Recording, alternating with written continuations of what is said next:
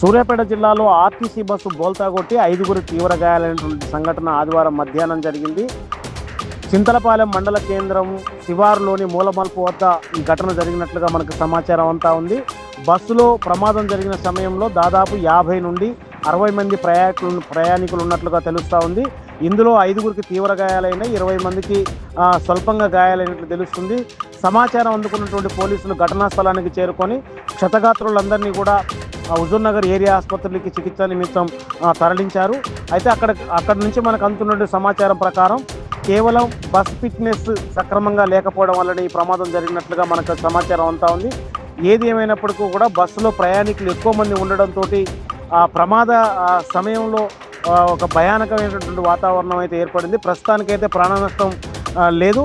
తీవ్రంగా గాయపడినటువంటి వారిని మెరుగైన వైద్య చికిత్స కోసం సూర్యాపేట ఏరియా ఆసుపత్రికి తరలించే అవకాశం ఉన్నట్లుగా మనకు సమాచారం అంతా ఉంది.